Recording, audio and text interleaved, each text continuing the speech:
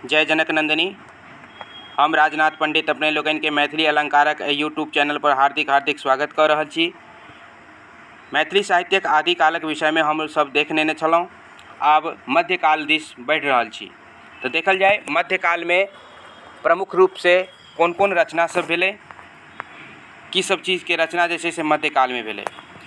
देखै छियै मध्यकाल में सबसे बेसी जे छै से नाटक के रचना भेलै। और देखे छियै मध्यकाल में मैथिली में कोन कोन नाटक के रचना भेलै, केहन तरह के की सब भेलै से सब देख रहल छी। तऽ एतऽ छै जे मध्यकालीन मैथिली नाटक, मध्यकाल में जे मैथिली में नाटक सब लिखल गेलै ओकरा विषय में। आदिकाल में तो मात्र एकेटा मैथिली नाटक भेटैत अछि। आदिकाल में की छै जे एकटा नाटक भेटै छै और ओकर चर्चा केने छलहुँ। धूर्त समागम के लिखने छथिन? ज्योतिरीश्वर ठाकुर।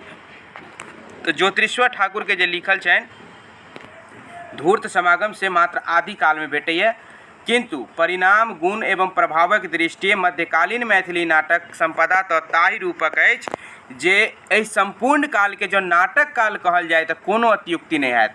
तऽ एहिमे मैथिली में ततेक न मध्यकाल में नाटक लिखल गेल छै, जो एहि संपूर्ण काल के, पूरा कालखंड के अगर नाटक काल कहि दिए तऽ कोनो अतिशयोक्ति नहीं हेतै। ताहि दुआरे मध्यकालीन मैथिली नाटक के जे छै, मध्यकालीन मैथिली नाटक एतेक बेसी एहिमे रचना भेलै परिणाम, गुण एवं प्रभाव के दृष्टि से, तऽ कतेक गोटा जे छै से मध्यकाल के नाटक युग कहल जाइ छै। मध्यकाल के पूछल जा सकैए प्रश्न जे कोन काल के जे छै से नाटक काल कहल जाइ छै, तऽ मध्यकाल के। ठीक छै, ध्यान रखबाक अछि।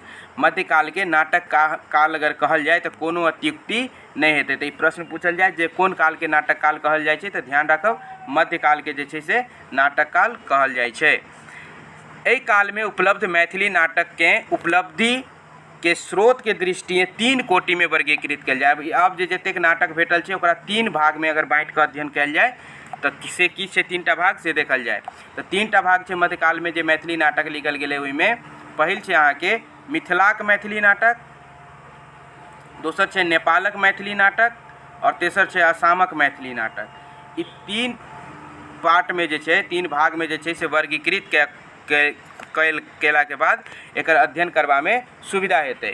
मिथिलाक मैथिली नाटक, नेपालक मैथिली नाटक और असमक मैथिली नाटक। ठीक छै, तो सबसे पहिने देखै छी मिथिलाक मैथिली नाटक। मिथिलाक मैथिली नाटक में की छै? मिथिला में जे रचित भेलै मैथिली नाटक छै, मिथिला में जतेक भी नाटक सब लिखल गेलै ओकरा जो एक दिस डॉक्टर जयकांत मिश्र कीर्तनिया नाटक के नाम दऽ कऽ नाम प्रतिष्ठित कयने छथिन।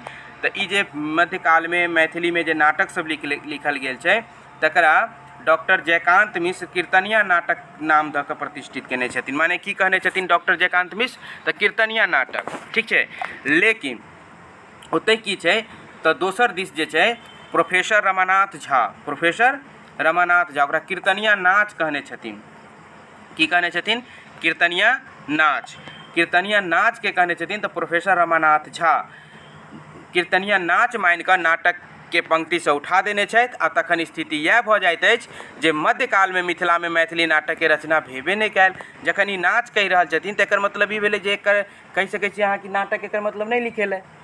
ठीक छै, तऽ ताहि दुआरे जे छै से, लेकिन हिनका दुनू गोटा में जे छै से एही बात कऽ लऽ कऽ जे छै से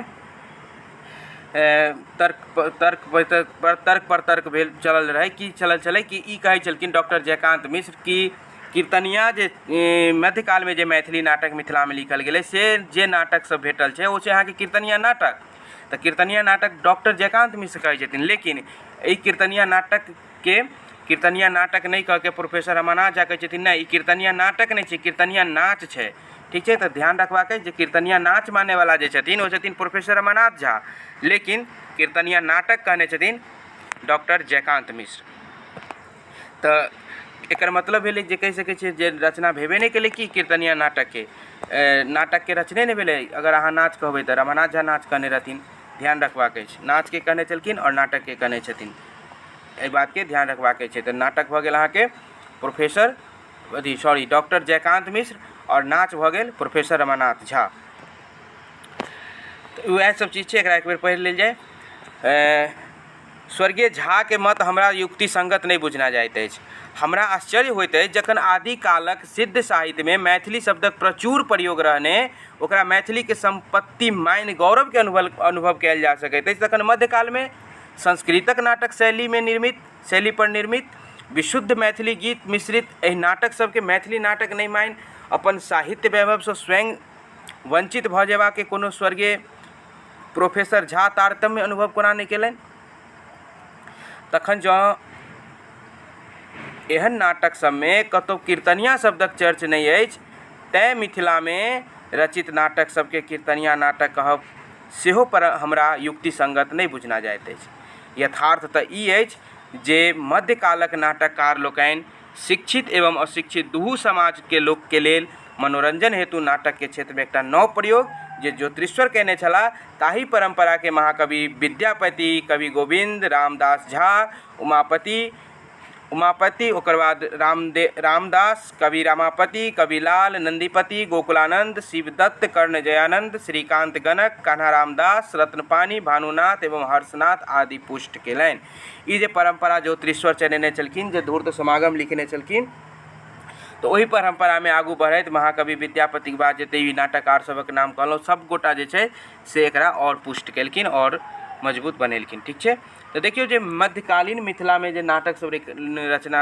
भेलै, नाटक सबके रचना ओहिमे के सब प्रमुख छथिन, ओहिमे नाटककार और किछु नाटक के नाम है जे सबसे महत्वपूर्ण है परीक्षा के दृष्टिकोण से, तो एहि सब चीज के जे छै से बहुत बढ़िया से मन राखे पड़त, याद राखे पड़त। तो देखियो की छै, तो नाटककार भेलखिन अहाँके विद्यापति लिखने छथिन गोरक्ष विजय। विद्यापति जे नाटक लिखने छथिन तकर की नाम छै, गोरक्ष विजय। ओकर बाद कवि गोविंद के लिखल छै नलोदय। कवि गोविंद के की लिखल छै, नलोदय। ओकर बाद रामदास झा के आनंद विजया मिधान। ठीक छै, रामदास झा के आनंद विजया मिधान। उमापति के पारिजात हरण, ब्रह्मदास के रुक्मिणी हरण। एहिना जे छै से सभक नाटक छै।